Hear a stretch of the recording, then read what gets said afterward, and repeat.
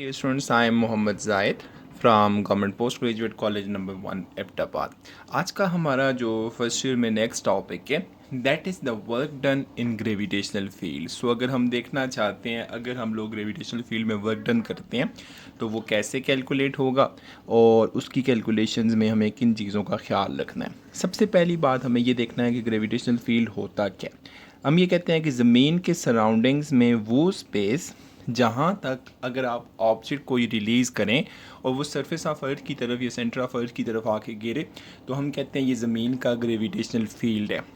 अब gravitational field के बाद हम ये देखना चाहते हैं कि हमारे पास दो तरह के फील्ड्स होते हैं, एक कंजर्वेटिव फील्ड्स हैं, एक आपके नॉन कंजर्वेटिव फील्ड्स होते हैं।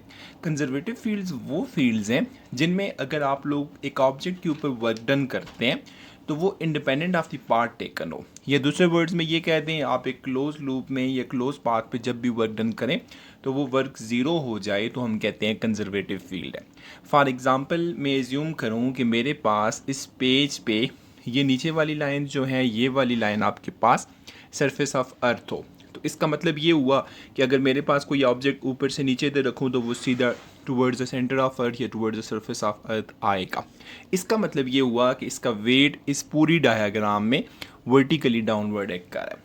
अब अगर यहाँ पे वेट वर्टिकली डाउनवर्ड एक्ट करता है तो इसका मतलब ये हुआ कि अगर हम एक ऑब्जेक्ट को मूव करते हैं, लेट्स से पॉइंट सी से लेके पॉइंट बी तक जाते हैं और फिर पॉइंट बी से पॉइंट ए तक जाते हैं और पॉइंट ए से सी तक जाते हैं, तो इसका मतलब है सी बी ए सी, ये आपके पास एक क्लोज पाथ बन जाता है। अगर इस पूरे क्लोज पाथ में आपका work done equal to zero हो जाए तो इसका मतलब क्या हुआ, आपका ग्रेविटेशनल फील्ड जो होगा वो कंजर्वेटिव होगा।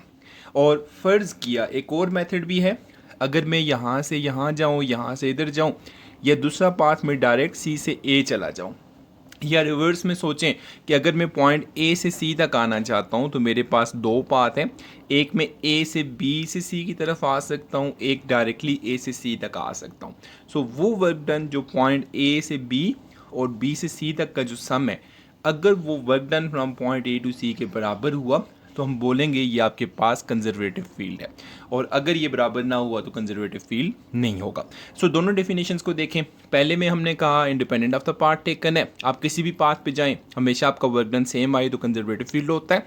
और दूसरी डेफिनेशन हम कहते हैं क्लोज पाथ पे जब आप वर्क डन लेते हैं अगर वो work done equal to zero आ जाए तो इसका मतलब क्या होगा कि आपके पास फील्ड जो है वो कंजर्वेटिव फील्ड होता है। सो सबसे पहले मैं क्लोज पाथ के लिए लेना चाहता हूँ, तो इसका मतलब ये हुआ अगर मैं क्लोज पाथ कंसिडर करूँ तो मैं पॉइंट सी से स्टार्ट लूँगा, सी से पॉइंट बी तक जाऊँगा, बी से पॉइंट ए तक जाऊँगा और ए से पॉइंट सी तक जाऊँगा।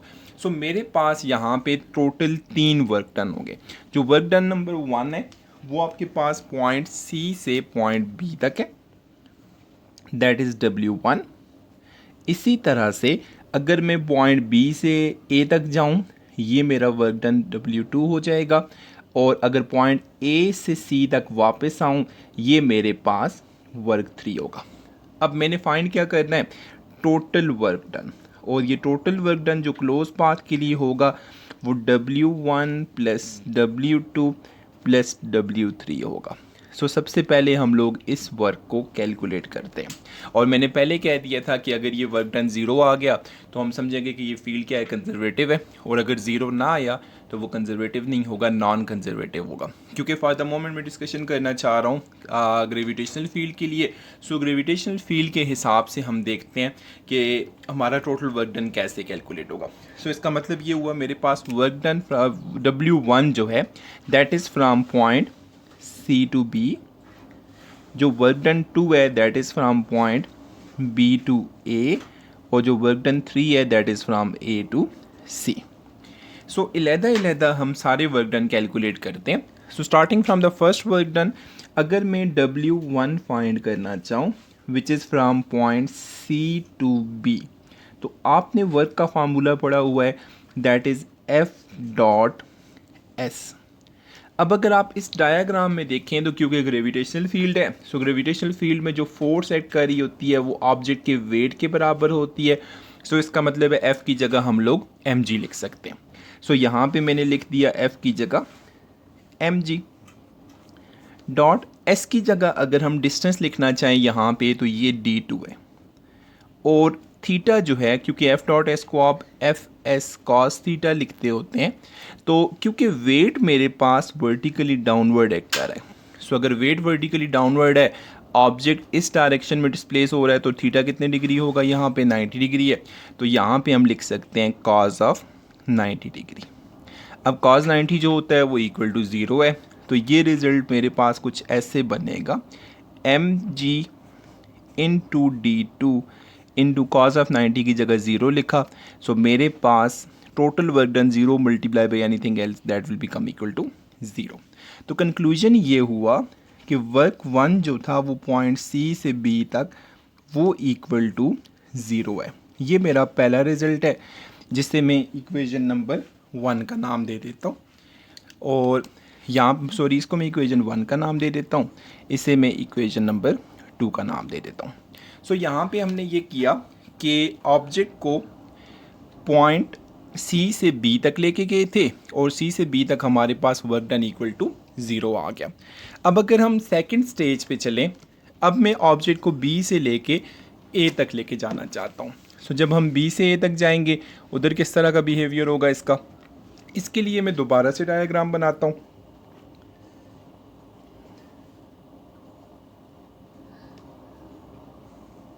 सो ये पॉइंट सी है, ये पॉइंट आपके पास बी है, ये पॉइंट ए है, ये आपका डिस्टेंस जो था वो d1 था, और इसी तरह से सॉरी इट वाज d2, और ये डिस्टेंस आपके पास d1 है, ये आपका थीटा 90 डिग्री है, और ये डिस्टेंस जो है वो d है, और यहाँ पे जो आपका एंगल बन रहा है वो थीटा है। तो अब अगर आप यहाँ पे देखें, तो जब हम लोग C से B तक गए थे, क्योंकि आपका ऑब्जेक्ट इस डायरेक्शन में मूव कर रहा था, और आपका जो थीटा था वो सॉरी जो वेट एक्ट कर रहा था वर्टिकली डाउनवर्ड था, तो इसका मतलब आपका थीटा 90 डिग्री है, तो यहाँ पे आपका वर्क डन इक्वल टू 0 था। अब इसी ऑब्जेक्ट को मैं यहाँ से डिस्प्लेस करके अपवर्ड लेके जाना चाहता हूँ। सो इसका मतलब है मैं ऑब्जेक्ट को अपवर्ड मूव कर रहा हूँ, डिस्प्लेसमेंट d1 अपोजिट डायरेक्शन में अपवर्ड हो गया, और ऑब्जेक्ट के ऊपर जो फोर्स एक्ट कर रही है वो उसका वेट है, जो कि W इक्वल्स टू mg है।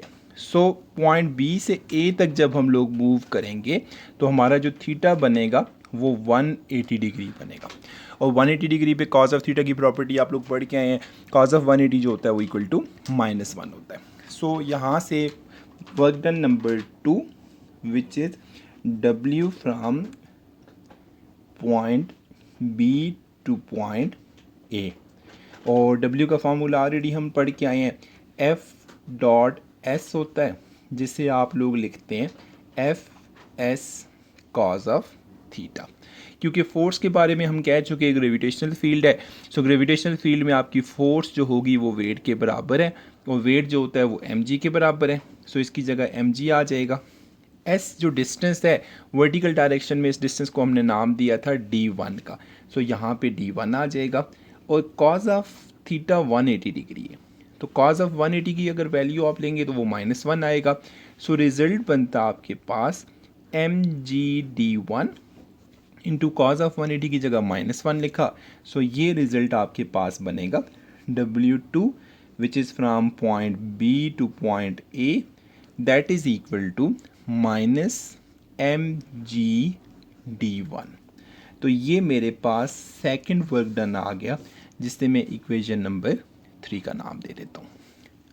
सो हमने ये देखा था कि जब ऑब्जेक्ट आपका पॉइंट C से पॉइंट B की तरफ जा रहा था, उस केस में हमारे पास जो वर्क डन था वो 0 था, और इसके मुकाबले में जब पॉइंट B से पॉइंट A तक जब आप जा रहे थे, वहाँ पे आपका वर्क डन नेगेटिव था, क्योंकि फोर्स और डिस्टेंस की डायरेक्शन जो थी वो अपोजिट थी, और थीटा आपके पास 180 डिग्री था।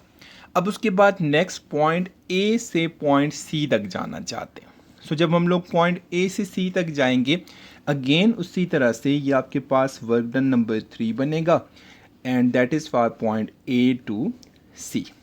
अब अगर यहाँ पे हम इसको देखना चाहें, फार्मूला उसी तरह से F डॉट यहाँ पे बनेगा आपके पास F डॉट S, और ये वैल्यू जो होगी वो बनेगी आपके पास F S cause of theta. और एफ़ की जगह हम लोग लिख चुके mg, एस की जगह हम लोग लिखते हैं d और साथ आ गया कॉस थीटा। अब ज़रा अगर आप इस डायग्राम को फ्लिप करके देखना चाहें तो ये कुछ ऐसे बन रही है। ये आपके पास d है, ये आपके पास थीटा है, थीटा के एडजेसेंट साइड जो है वो d1 है और ये साइड जो है वो d2 है। सो d1 जो था वो d cos थीटा के बराबर होगा और d2 जो है वो d sin थीटा के बराबर है। तो इस डायग्राम में यहाँ से अगर मैं d का d1 के साथ रिलेशन दूँ तो क्योंकि ये आपका हाइपोटेन्यूज है, ये आपका बेस है, ये आपका थीटा है, सो d1 जो होगा वो इक्वल होगा d cos थीटा के। तो इसका मतलब ये हुआ कि हम यहाँ से d cos थीटा की जगह d1 भी लिख सकते हैं। तो ये रिज़ल्ट बनेगा आपके पास mg d1 because d1 equals to d cos of theta. अब अगर आप लोग देखें तो आपके पास तीनों वर्क डन कैलकुलेट हो चुके हैं। सबसे पहले हम लोगों ने वर्क डन कैलकुलेट किया था पॉइंट ए सी से लेके पॉइंट बी तक। फिर उसके बाद हमने वर्क डन कैलकुलेट किया पॉइंट बी से लेके पॉइंट ए तक। और अब हमने वर्क डन कैलकुलेट किया पॉइंट ए से लेके पॉइंट सी तक। सो हमारे पास तीनों डिफरेंट वर्क डन मौजूद हैं। अब हमने क्योंकि टोटल वर्क डन फाइंड करना है तो वर्क डन टोटल जो होगा that is the sum of all these three works. जो कौन कौन से हुए हमारे पास, first work done which was from point C to B plus second work done which is for work done to and that is for point B to A and third work done which is W3 and that is for point A to C। अब अगर आप इन तीनों की value substitute करें equation number 2 में जब हमने calculate किया था तो हमारे पास ये वाला वर्क डन जो था वो ज़ीरो आया था। इसकी रीज़न ये थी कि आपका वेट वर्टिकली डाउनवर्ड एक्ट कर रहा था, ऑब्जेक्ट इधर मूव कर रहा था, ऑब्जेक्ट और वेट के दरमियान एंगल 90 डिग्री था। सो डिस्प्लेसमेंट और फोर्स का एंगल 90 होने की वजह से ये वर्क डन ज़ीरो हो गया था। दूसरे वर्क डन के बारे में जो हमने कैलकुलेशन की थी फ्रॉम बी टू ए, ये आपको इक्वेशन नंबर 2 से मिलेगा, 3 से मिलेगा, that is equal to minus mg/d1।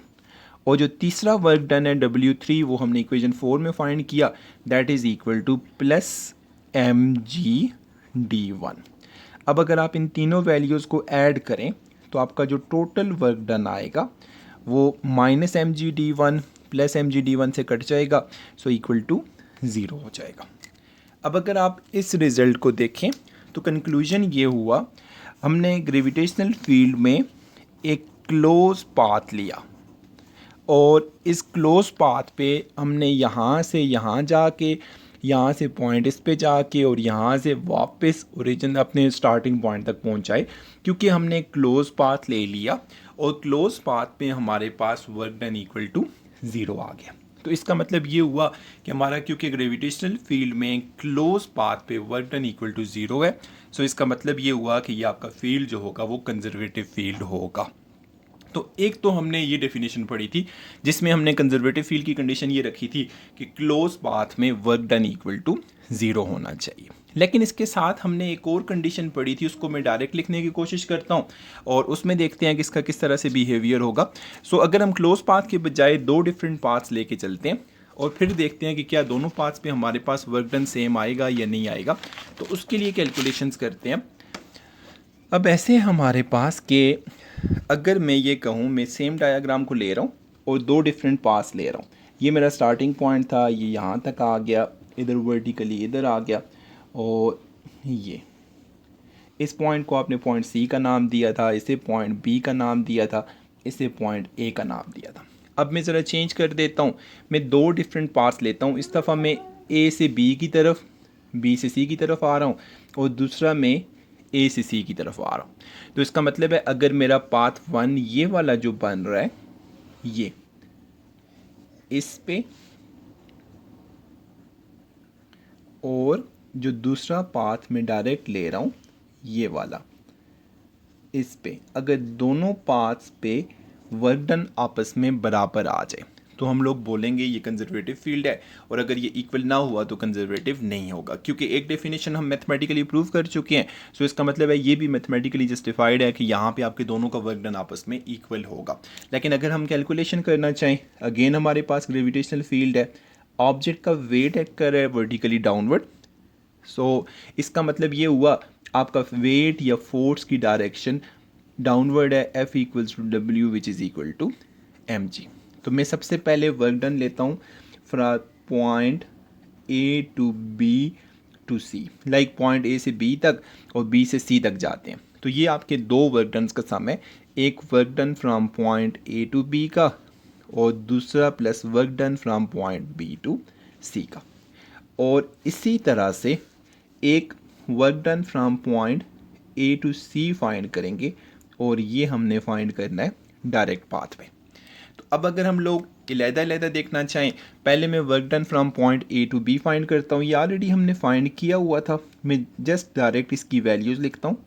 जब हम लोग ऑब्जेक्ट को नीचे से ऊपर लेके गए थे तो हमने कहा था वेट वर्टिकली डाउनवर्ड एक्ट कर रहा है, ऑब्जेक्ट का डिस्प्लेसमेंट अपवर्ड डायरेक्शन में। सो आपका थीटा था 180 डिग्री।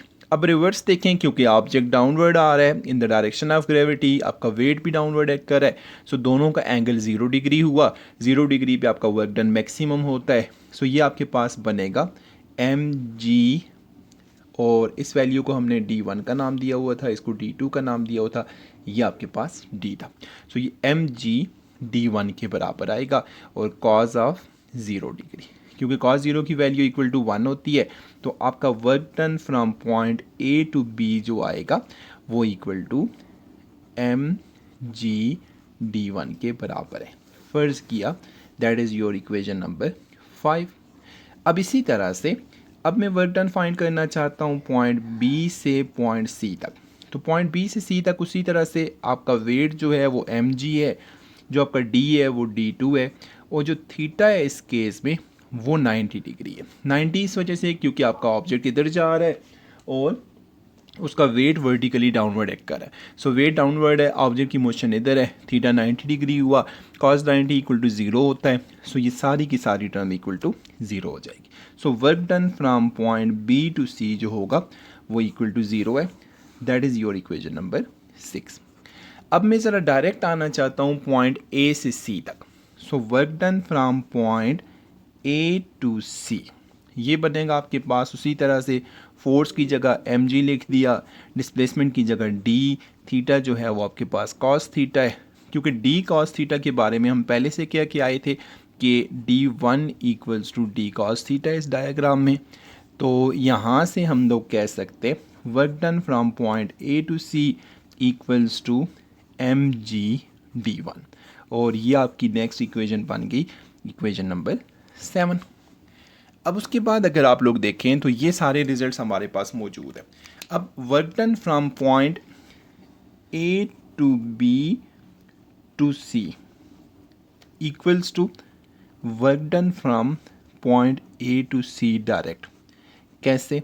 अगर मैं ये कहूँ कि A से B तक आपका जो वर्क डन था वो इक्वल था इक्वल्स टू mg d1, ये वाला A से B तक mg d1, और B से C तक जो वर्क डन था वो इक्वल टू 0 था, और राइट हैंड साइड पे A से C तक जो था वो भी हमने mg d1 लिखा था। तो इसका मतलब क्या हुआ, mg d1 equals to mg d1। तो इसका मतलब है आप अगर जब यहाँ से यहाँ और यहाँ से यहाँ पहुँचे थे तब भी आपका वर्क डन mg d1 था, और जब आप डायरेक्ट पाथ पे आए तब भी आपका वर्क डन mg d1 है। सो इसके अलावा अगर आप कोई भी मुतबादिल पाथ बना लें और पॉइंट A से C तक आएँ, हर दफ़ा आपका वर्क डन mg d1 बनेगा। तो यहाँ से कंक्लूजन ये हुआ work done in gravitational field is independent of the path taken. So दोनों डेफिनेशंस के मुताबिक ग्रेविटेशनल फील्ड की कैलकुलेशन हमने की और हमने देखा कि वर्क डन पाथ पे डिपेंड नहीं कर रहा। सो हम कहते हैं कि ये आपके पास कंजर्वेटिव फील्ड्स हैं। अब ग्रेविटेशनल फील्ड के अलावा जो आपके पास कंजर्वेटिव फील्ड्स हैं उसमें आपका इलेक्ट्रिक फील्ड है, इलास्टिक स्प्रिंग फोर्स होती है, और उसके अलावा जो नॉन कंजर्वेटिव हैं वो आपके पास फ्रिक्शनल फोर्स हो सकती है, एयर रेजिस्टेंस होती है, टेंशन इन स्ट्रिंग होती है, नॉर्मल फोर्स है, propulsion force of a motor है and propulsion force of a rocket. So आपके कंजर्वेटिव फील्ड्स इसके अलावा जो है वो इलेक्ट्रिक को इलास्टिक स्प्रिंग फोर्स होती है। So that's it for today, thank you very much.